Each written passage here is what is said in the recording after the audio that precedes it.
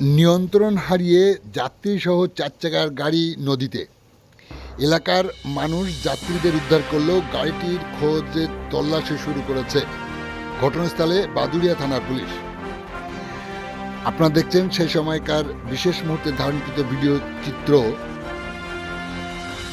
আজকের শোকনগর পত্রিকার অনলাইনে। বাদুড়িয়া থেকে নূর আলমের রিপোর্ট।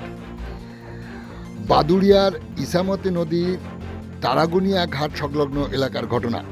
তারাগনিয়া এলাকার ইসামতি নদীর ধার দিয়ে চলে গেছে একটি রাস্তা। এই রাস্তা দিয়েই একটি চার চাকার গাড়ি 4 জন যাত্রীকে নিয়ে যাচ্ছিল। সেই সময় নিয়ন্ত্রণ হারিয়ে গাড়িটি সোজা নদীতে পড়ে যায়। এলাকার মানুষ দেখতে পেয়ে তড়িঘড়ি চালকসহ 4 জন যাত্রীকে উদ্ধার করলেও গাড়িটি জলে তলিয়ে যায়। কয়েকটি নৌকা এবং ডুবুরি নামিয়ে গাড়িটির খোঁজার কাজ শুরু হয়েছে। ঘটনাস্থলে বাদুড়িয়া থানার পুলিশ। এলাকায় উৎসুক জনতার ভিড় নেমেছে। এই ঘটনাকে কেন্দ্র করে কি বললেন স্থানীয় যুবক রাকেশ মণ্ডল, শোনাবো আপনাদের।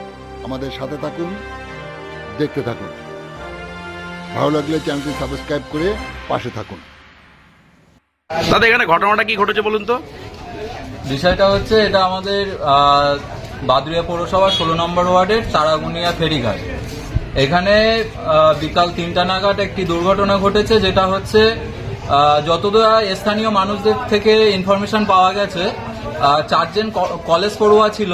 তারা এই ফেরিঘাটে ঘুরতে এসেছিল এবং একটা অল্টো গাড়িতে করে, এবং তারা এখান থেকে এসে ফেরিঘাটের থেকে যখন যারা গাড়িটা পার্কিং করে যখন তারা ঘুরে যাচ্ছিল, সেই সময় সেই গাড়িটা নিয়ন্ত্রণ হারিয়ে ফেলে গাড়িটা নদীতে পড়ে যায়। এবং তারা স্থানীয় যে আমাদের পাশে যে তারাগুনিয়া হালদারপাড়া, সেখানকার স্থানীয় মানুষজন তাদেরকে উদ্ধার করে। এবং তারপর যেটা দেখা যায় যে তাদের পরিবারকে খবর দেওয়া হয়। পরিবারের লোকজন এসে তাদের প্রাথমিক চিকিৎসার জন্য নিয়ে চলে যায়।